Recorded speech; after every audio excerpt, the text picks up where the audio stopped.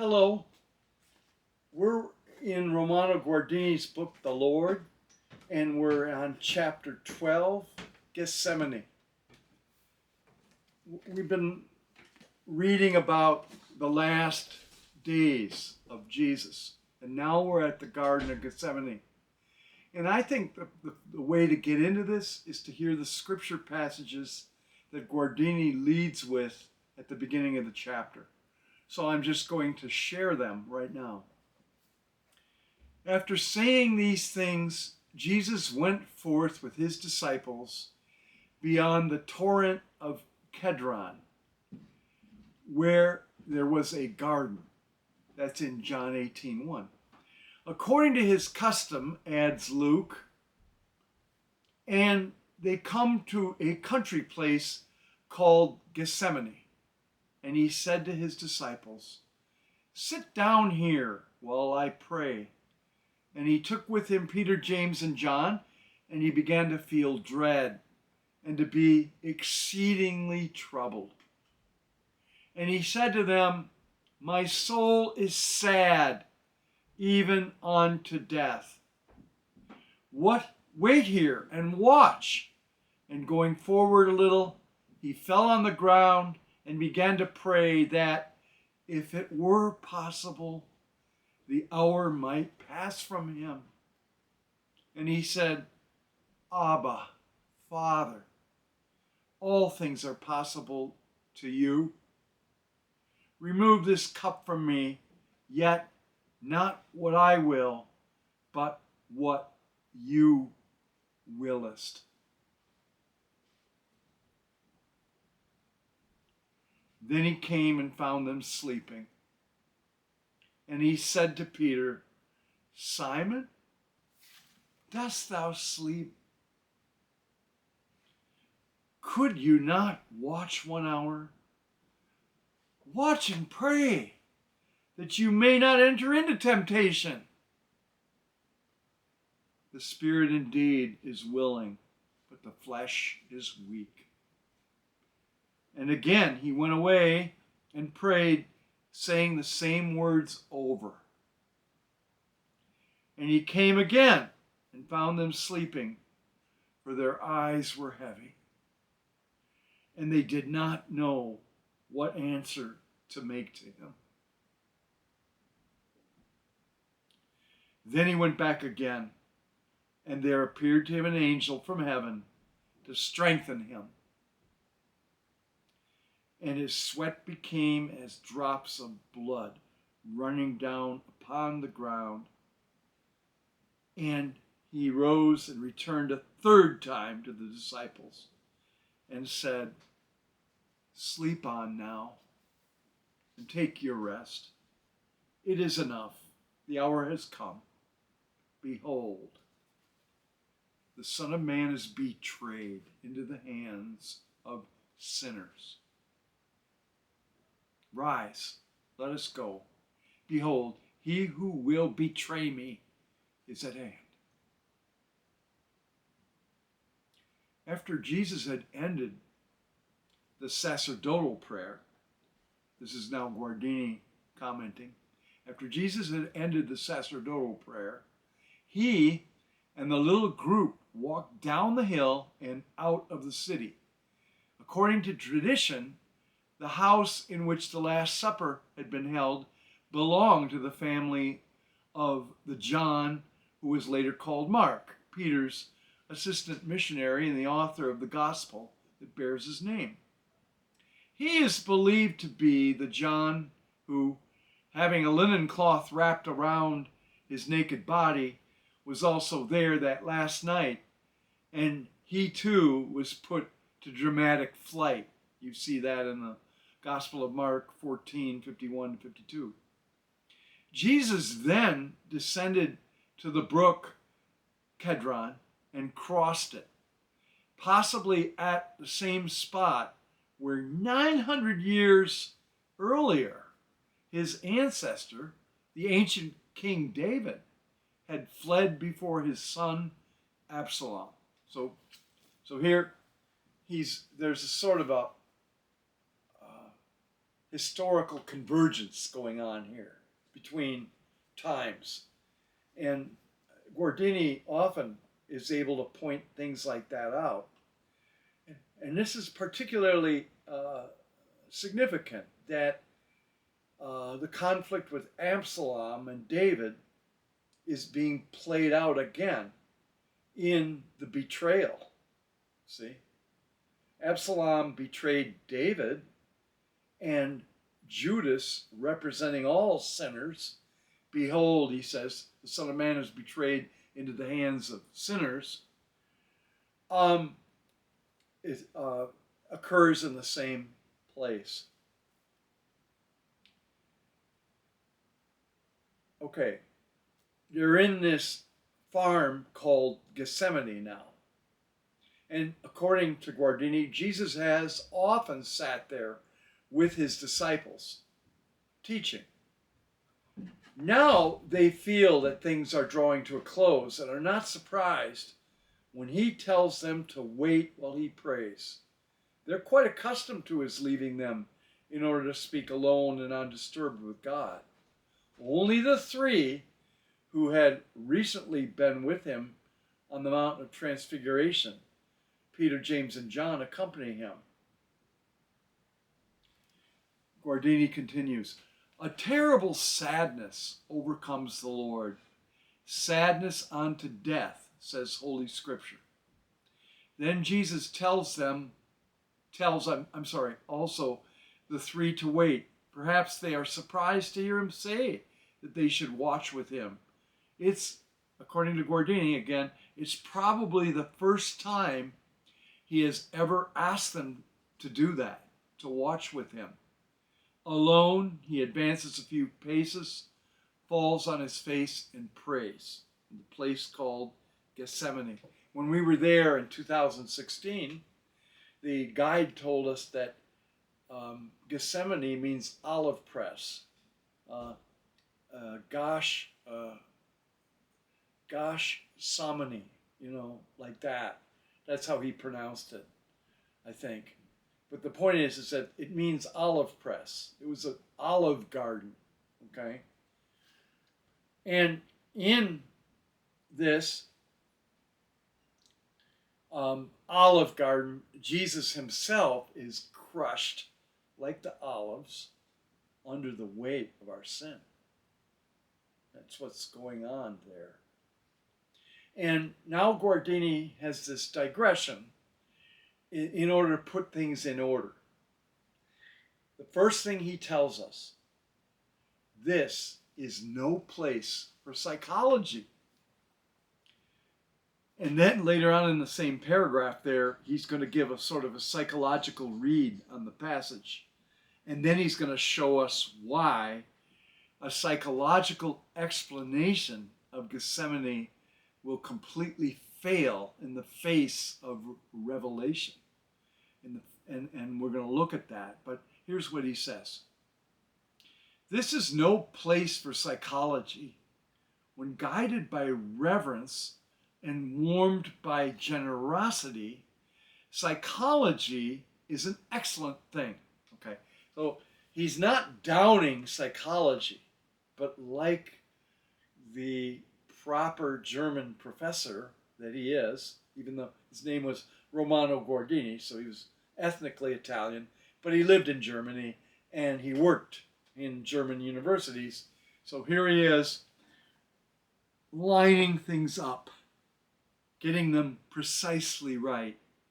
And so when you hit this paragraph on page 446 of this book, once again, he's sketching, like he often does, to put things in proper order.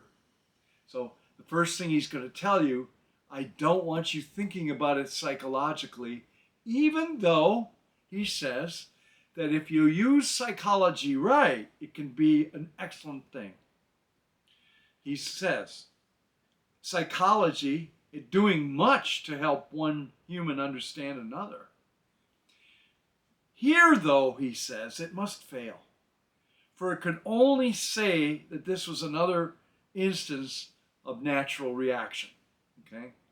If this is just a natural reaction, that's not enough to get to the depth of what's going on. That's what Guardini is saying. But then he gives like how one might psychologize this passage. So it's kind of interesting. He first warns against psychologizing the passage, and then he gives the way a person might psychologically read it, and then he gives the Revelation's answer to that. So follow this with us here. Okay, so here's what he says. After the tension of tremendous religious concentration and the climb to dizzying spiritual heights of surrender, love, and revelation, the collapse, depression. How about it? You collapse, okay? We have only to recall the life of the prophets to see what it means. Remember that famous passage about Elijah collapsing when he's being pursued by Jezebel, and he collapses in the wilderness. That's one example, but some of the other prophets went through similar things. Psychology would explain Gethsemane similarly. The rejection by both the ruling class and the masses. So everybody's arrayed against Jesus, and nobody is responding to him. Okay, the ruling class, the masses, and meanwhile he's on this pilgrimage with the disciples, right? The pilgrimage to Jerusalem with its tremendous experiences, like Palm Sunday. The entry into the city, the terrible waiting of the preceding days, and then the treachery and the Last Supper, all happening, just one thing after another. As a result of the prolonged strain, now the breakdown. Okay, so this is the psychological interpretation, right? The breakdown. In the case of any human fighting under duress for a noble cause, the analysis very likely would be correct. So if you're just dealing with almost anybody, that could happen. You get these ups and downs and all this tumult and people all around pulling you this way and that way, and you're fighting to keep the mission. And at least he says the analysis very likely would be correct for anyone else. And it's even correct, he says, in parentheses, at least partly for a prophet. Then he says, but with Jesus, any such explanation is bound to founder. In other words, there's more to it than meets the eye. Faith is seeing light with your heart when all your eyes see is darkness. You may be looking at this as a breakdown, but there's much more to it. And one should not stay there at a merely psychological human explanation. Because with Jesus, he says, any such explanation is bound to founder. So our question should be, what more? How do we get to the deeper meaning? Guardini offers what we can do. This is very important. If it is insisted upon, he says, Holy Thursday, if you insist upon this psychological explanation, Holy Thursday is robbed of that weight and salutary power which can be sensed only in contrition and adoration. So, what you have to do is enter into that serious form of prayer called contrition. You have to ask the Lord for that gift, I think. The gift of a contrite heart, a contrite spirit. And from contrition and the gift of adoration, the ability to keep on persevering in the process of adoring the Lord, then you'll get to the mystery of Holy Thursday. You'll get to the deep mystery. Even if you were in the midst of a breakdown. Okay? Here, he says, we can proceed solely through faith, guided by revelation. So look at the factors here to get us through to the correct narrative. You need to recognize that if you only interpret it at the level of psychology, you'll rob Holy Thursday of its weight and its power to be salutary, to help you, cooperate with your own gift, the gift that comes to you from God of redemption. Going back to the question of President Kennedy. You believe in redemption, don't you? Remember that? See, so now we're going to deal with how to get to that faith in redemption.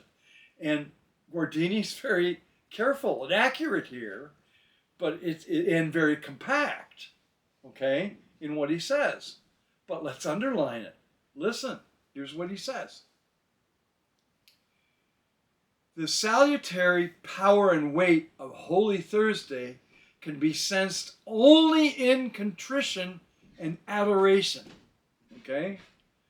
Here, he says, we can proceed solely through faith, guided by revelation. So you need faith, revelation, and you need to respond to that faith and revelation with contrition and adoration.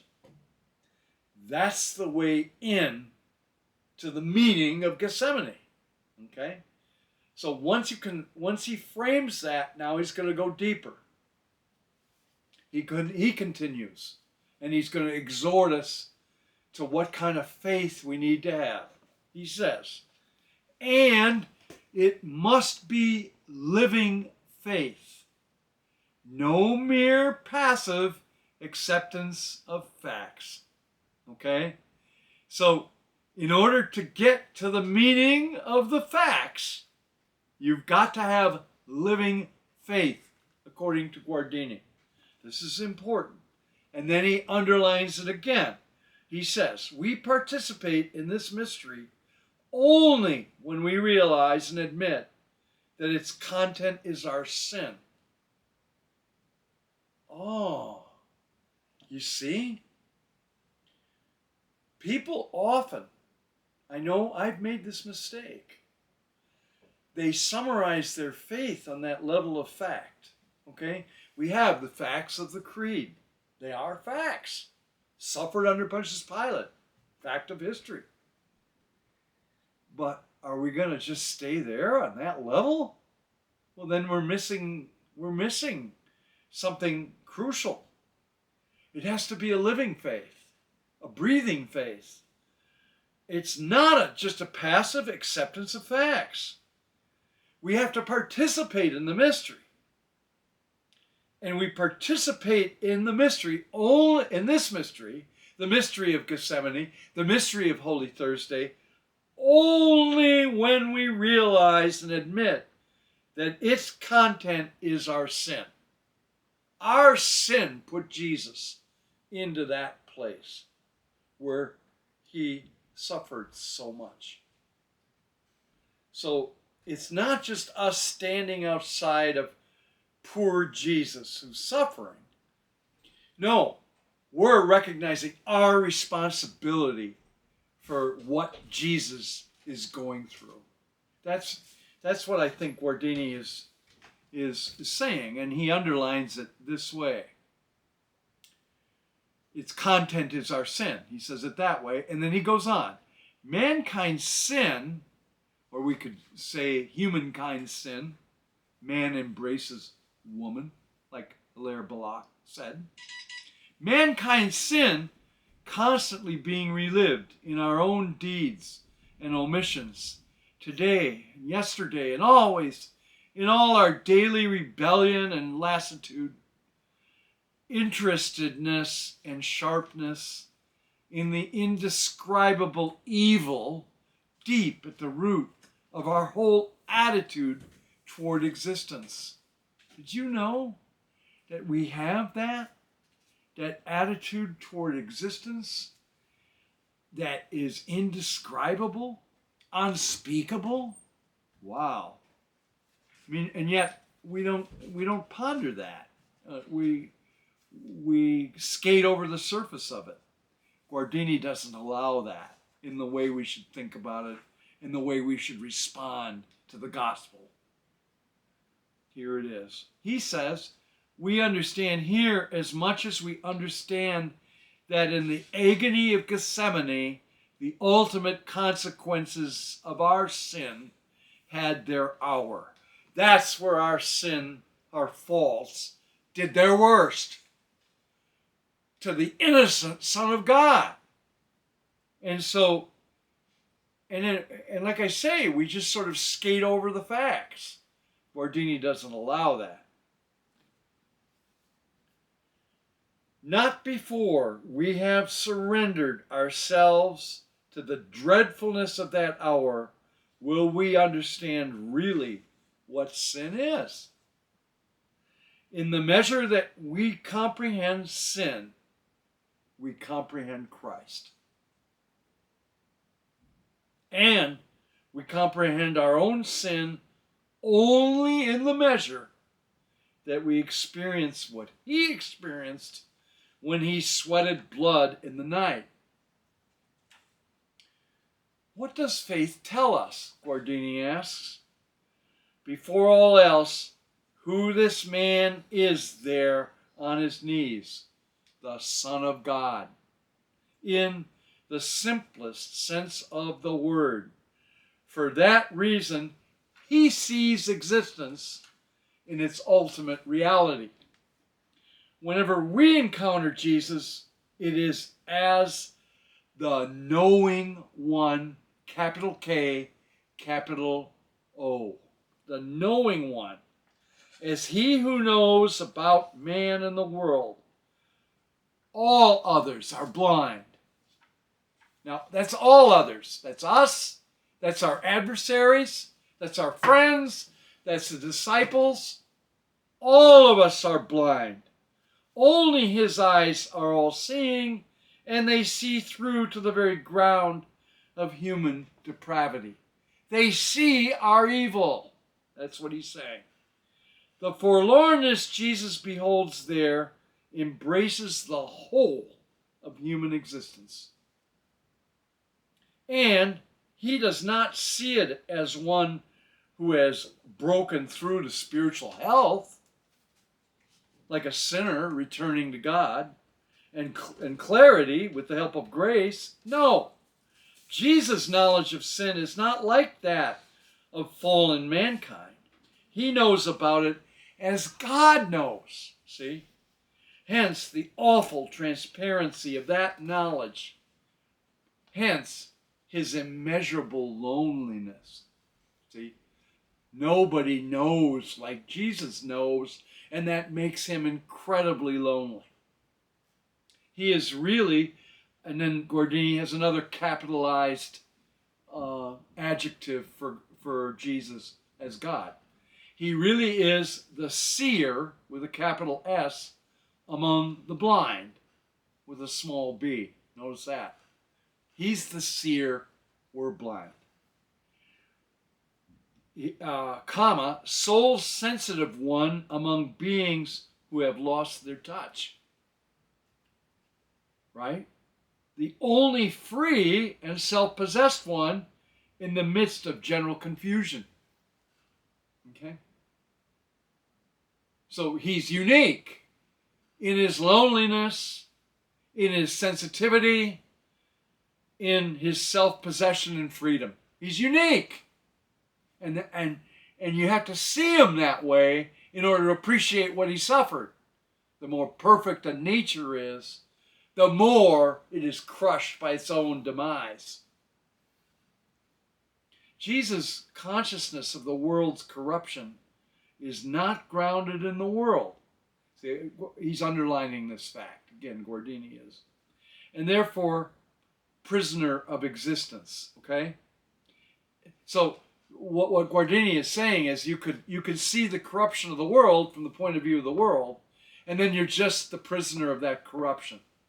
And we see this like all the time in popular renditions of culture, right? We see people who have a real feeling of the evil of existence, but they themselves are trapped by the same evil. So when they talk about it, they see no way out. Famous Jean-Paul Sartre. What did he write? What was his book? One of his famous books? No Exit. See? That's how it is if we're just looking at it from a human point of view. And that's what Guardini's saying. No, we have to see this as God sees it. See? We have to appreciate that that's how Jesus sees it. And then he shares that with us in some small way, I think. It springs from above, says Guardini, from God, and enfolds the whole globe, seeing as God sees around existence, the whole globe. Thomas Merton once said that in order to really pray, one should have a globe in front of one.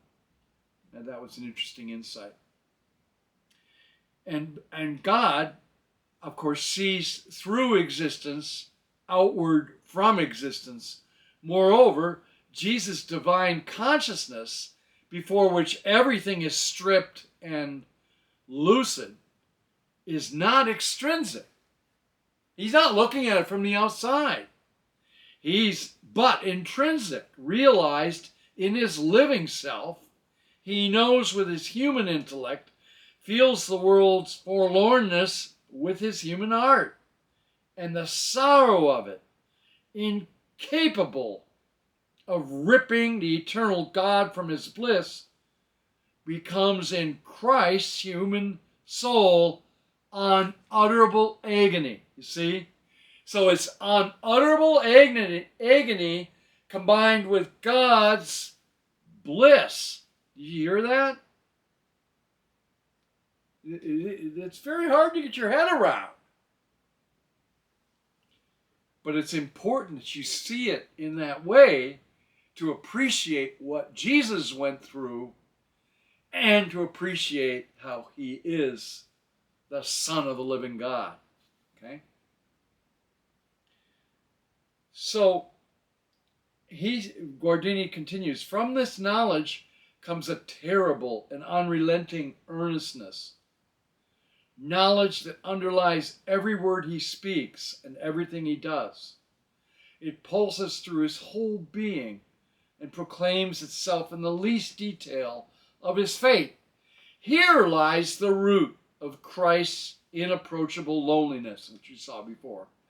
What human understanding and sympathy could possibly reach into this realm in which the Savior shoulders alone the yoke of the world? Question mark, right? What in the world? What could possibly encompass this? From this point of view, Jesus was already a sufferer, and here Guardini takes it a step further and makes us meditate again on the effects of our free will. Listen to this. From this point of view, Jesus was always a sufferer and would have been one even if men had accepted his message in faith and love, even if salvation had been accomplished and the kingdom established alone by proclamation and acceptance. So even if, and he goes on, sparing him the bitter way of the cross, even then, Guardini says, his whole life would have been inconceivably painful. Why? For he would have been constantly aware of the world's sin in the sight of a God he knew to be all holy and all love. And he would have borne this terrible and inaccessible knowledge alone.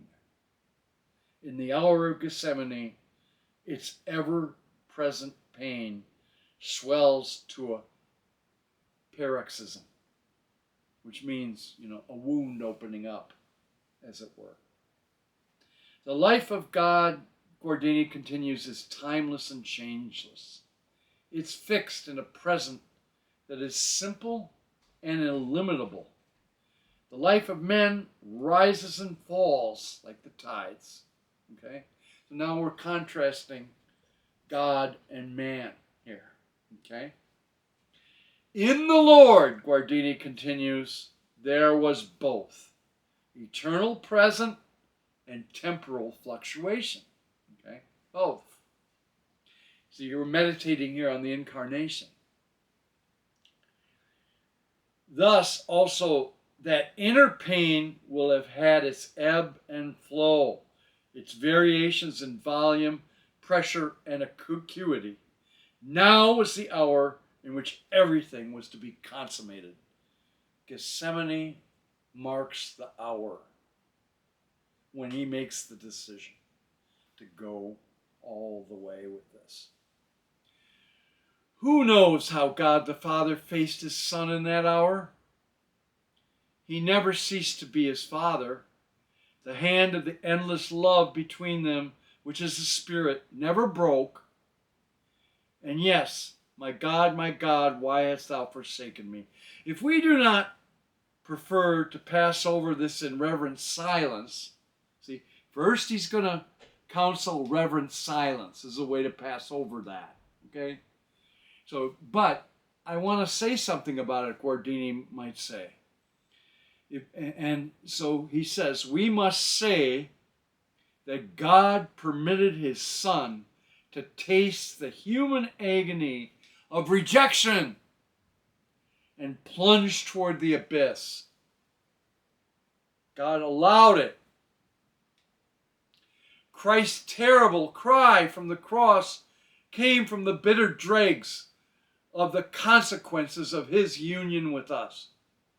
But the chalice was given him to taste already in Gethsemane, when his consciousness of the abysmal forlornness of the world, heightened by God's proximity, his Father began to withdraw from him. It was then that Jesus' knowledge and suffering reached the frightful intensity evinced by his terror, agonized praying, and sweat of blood that streamed to the ground. In much the same way, a whirlpool on the surface of an ocean may be the visible sign of a catastrophe at its depths surpassing imagination.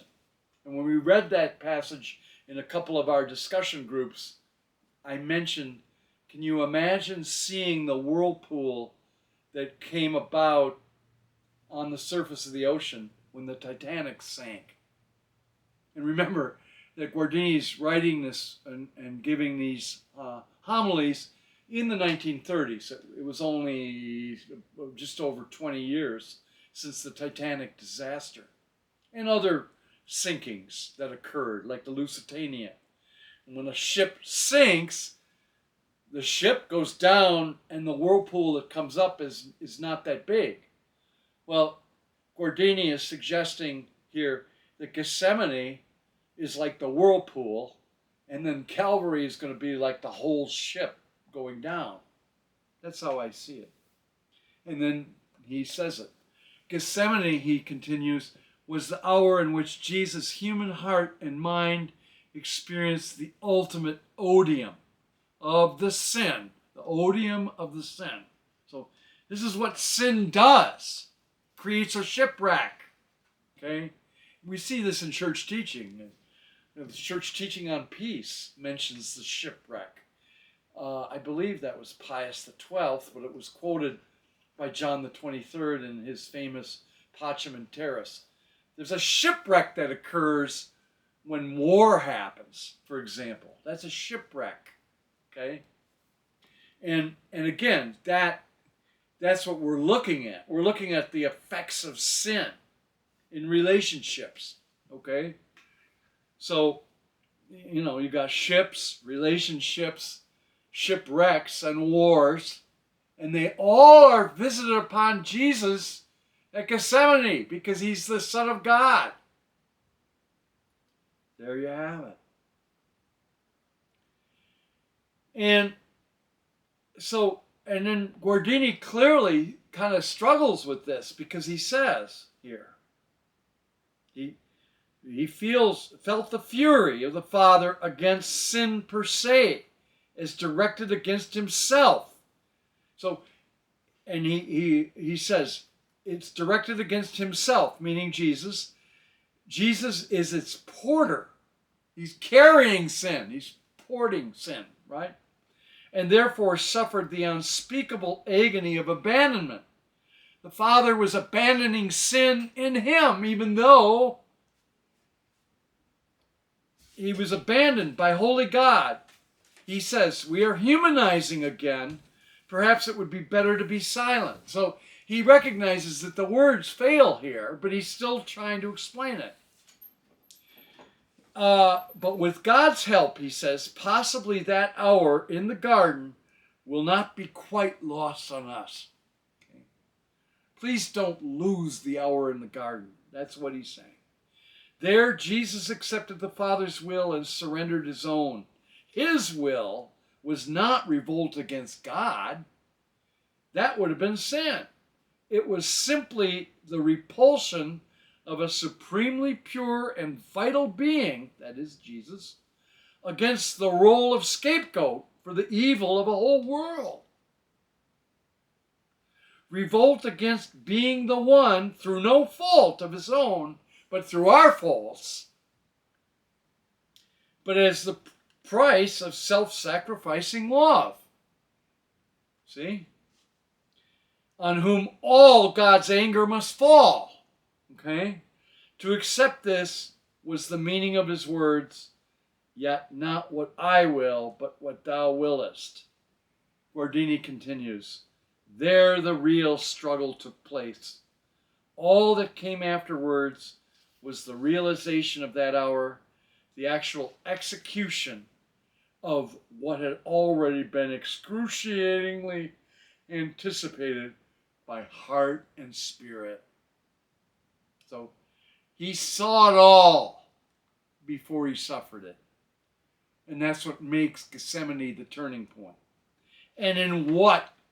Solitude. He was alone. So tremendous that we sense the fundamental guiltlessness of the disciples. This idea really surprised me because I used to think something kind of worldly about the disciples. I thought they had too much to drink at the Last Supper, and they were irresponsible to fall asleep in the garden. But Guardini gives another read on it, and I think Guardini might be more accurate. He says, so tremendous that we sense the fundamental guiltlessness of the disciples. In the face of such infinite suffering, their little capacity for compassion must have rebounded against the situation, right? Rebounded. Like the heart of a small child when the grown-ups are engulfed in some shattering experience. The small child turns aside, begins to play, or simply falls asleep. The fact that there is no alternative shows how hopeless Christ's isolation is. No one has ever seen existence as Jesus saw it, neither before nor after.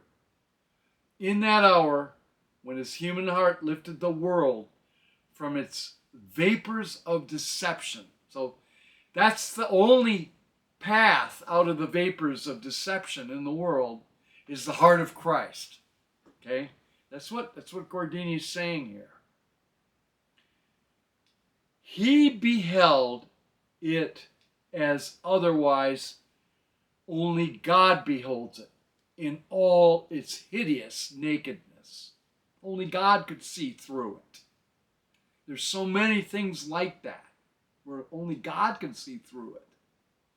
What happened was truth realized in charity. And we emphasized in all the discussion groups that truth and charity is the motto of our Bishop Rhodes. Truth and charity. So in Gethsemane, truth and charity come together. See, that's what Guardini's saying.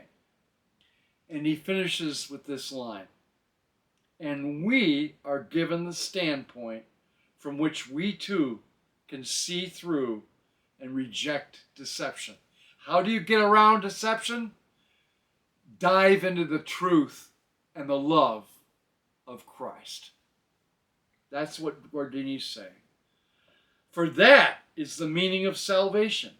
Seeing the world as Christ saw it and experiencing his repulsion of sin. Thank you very much.